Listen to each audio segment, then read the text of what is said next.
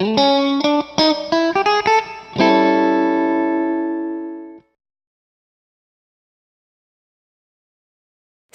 the titular guy of the anime. A psychic at birth, the dude is exceptional when it comes to his powers, as he has a multitude of them and he uses them as he likes. Some of us would love to have his powers, but that's not the case for him. He unwillingly hears thoughts, sees through a person, and worries about weird catastrophic accidents. Because of this, we see him talk and react in a complete deadpan reaction. He doesn't even bother opening his mouth and speaks to everyone telepathically. It almost looks like he's ignoring everyone, which is not that far from the truth. He finds the activities with others a bother and will do anything to avoid doing them. However, by pure coincidence, at times he gets roped into various shenanigans by his classmates, and in order not to reveal his true nature, he just goes along with it, despite his lack of motivation or anything else. Saiki is voiced by Kamiya Hiroshi, and voice does wonders in the joke delivery, as the sarcastic deadpan adds so much more to the already brilliant jokes. Nandu, voiced by Daisuke Ono. You can tell he's having fun playing Nandu. I love his signature line Oibo. As far as Nandu goes, he's about as stupid as they come. That insidious kind-hearted guy who wants to help people who are in trouble and just wants to get ramen with his pal. Fun fact, Saiki can't hear his thoughts due to Nandu being as thick as a wooden board. The show plays off his stupidity perfectly. There was this Halloween scene, and for some reason he brought a roast pork instead of a pumpkin. It was completely random, but the joke did hit hard. He is constantly ignored by Saiki, but he persists by repeating "hey yeah" in the background, and for me, that's the funniest thing about Nandu. Well, that and how his family looks exactly like him. Despite how dumb Nandu is, he's brilliant at sports. He managed to beat Hiro without any effort whatsoever. He might be dumb, but he's earnest. Kaido, the master of delusions, that's all I'm gonna say about him. He makes up total BS stories all the time about dark reunion and stuff, and those are so ridiculous that no one would believe them. However, when certain ladies are present, he drops the act and starts stuttering like crazy. A running joke in the anime is that Kaido is abnormally weak. His punches are as hard as a mosquito sting. He gets tired quickly and fails to do simple athletic things. On the flip side, he's actually pretty smart, as he goes to extra classes and can speak an Okinawa dialect. But he's known for his 8th grader syndrome. He perceives himself as Jet Black Wings, an agent fighting Dark Reunion, and while it's all in Kaido's head, it does provide for some entertaining moments. I can't mention Kaido without mentioning Judgment Knights of Thunder, a soundtrack that hypes up the most mundane things ever. Like flipping a crepe, trying to act cool, throwing a ball, and so on. There was even this moment where he threatened the teacher with his power. The moments are my most favorite in the series. Even other characters reference them in a way throughout the series. Despite being a delusional mess, he's a sweet kid who wants to be friends with people. However, much like Nandu and Toritsuka, Kaido is generally avoided by people.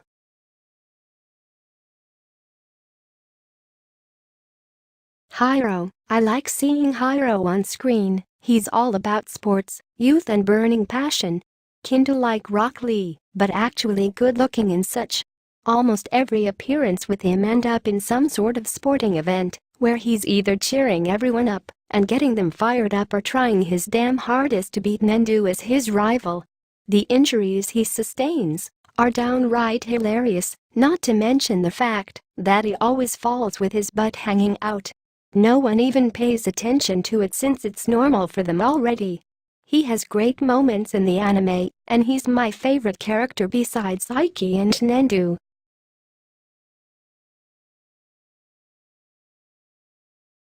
Terahashi, the Bishoujo to end all Bishoujos. Perfect in every way, smart, attractive, kind, and literally emits a shining aura wherever she goes, garnering attention from just being there. You'd think she'd be oblivious to that. No, that's not how it is in Saiki K. She knows her power and uses it to her advantage. Getting O's from guys and attention from anyone is her favorite thing. I liked her dynamic with Saiki. While he was trying to ignore her, Terahashi thought he's too shy to actually talk to her, and that led to Terahashi developing a massive crush on Saiki. She's a lovely character, but would probably be a massive scumbag in reality. Characters like Mara, Chiyo, Kobayasu, and Toritsuka are also funny, but they mostly revolve around one running gag. With Mara it's eating, Chiyo is all about crushes and falling in love and crushes. Kobayasu is an ex-delinquent trying to hide his past, and Toritsuka is a spirit medium who fails miserably when attempting to pick up girls. The entire cast is amazing. Where else could you see a failing magician who rises in popularity by doing nothing? A tsundere grandpa and characters who get the wrong idea literally all the time. It is simply wonderful.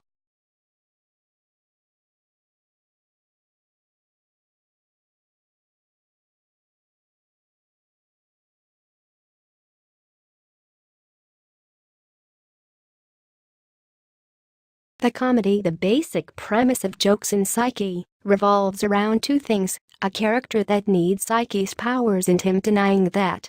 Or the joke is Saiki's power itself, as when some of his limiters break, all hell breaks loose.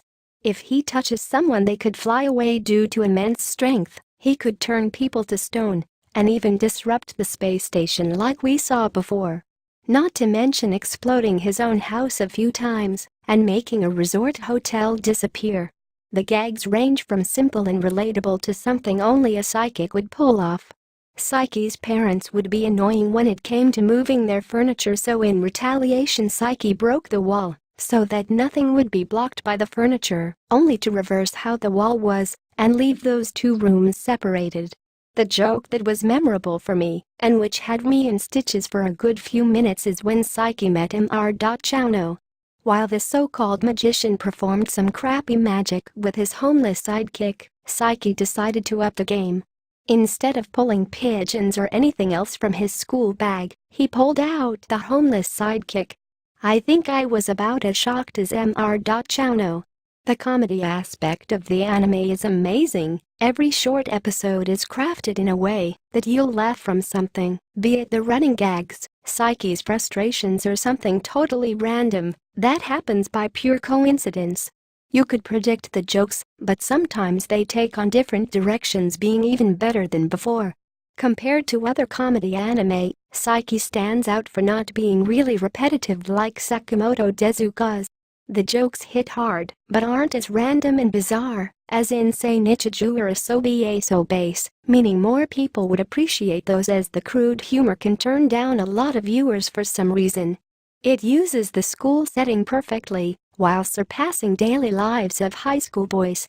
The anime has a few odd dirty jokes and a lot of physical humor at the expense of others or Saiki in a few cases. I have to say that the anime was genuinely fun to watch. It didn't feel like a slugfest, and I was genuinely looking forward to the next short episode. It was a joy to watch. Even though I pretty much finished the first season in a few days, I did not get bored with it once, which is amazing. The characters remained fresh, and the running gags were still pretty funny even after 24 episodes. I doubt even Dark Reunion could ruin this fine piece of art. I did not expect such great music in the show. I was also surprised that Hani Natsuki sung the opening and ending for the first season. He voices Toritsuka in the show, and his classmates even joke about it, as Toritsuka sings a short verse from the opening with switched-out interlude lyrics, which was pretty fitting for the character. Hani Natsuki has a voice of an angel in my opinion. The opening is pretty mellow and melodic. It gives me a warm feeling inside whenever I listen to it. It also fits quite well with Saiki's character and introduction, saying how he doesn't want to hurt others, but more people should learn more about him. And that's true, as little by little he opens up to people, celebrating birthdays, Christmas, and overall parties without teleporting to Brazil or Russia. The opening is just really chill, and love it for that. It's a pretty good and catchy song too. Unlike the mellow opening, the ending ramps up the intensity to 11 and keeps that energy throughout the song. The girl unit singing this add more sigh sounds to the song, which is really fitting for the show. The song is about how those girls like Saiki, talking of course about Mara, Chiyo, and Kokomi. The song puts a smile of my face, and the energetic beat makes me excited for the next episode. I've listened to the soundtrack for the anime and there were two pieces that really stood out. Those were the themes of Kaido and Hiro. Kaido's theme is called Judgment Knights of Thunder, and this is the perfect theme for the character. It hypes everything up with almost screaming vocals and the sick guitar riffs, although keep in mind that nothing spectacular happens with Kaido while this is playing. In the end we know he'll mess up. The track makes me laugh due to the gags in the anime, but overall is a pretty good OST to listen while doing anything basically. Hiro's theme is called More Heat Up. When this starts playing you know Hiro is about to do something stupid concerning sports or any athletic, like preparing for the sports festival a month in advance, or dragging an entire tree to school due to the lack of wood. The track is really energetic and even motivational for me. I can totally imagine Hiro jamming to this on his workout. Bottom line is that you should watch The Disastrous Life of Saiki.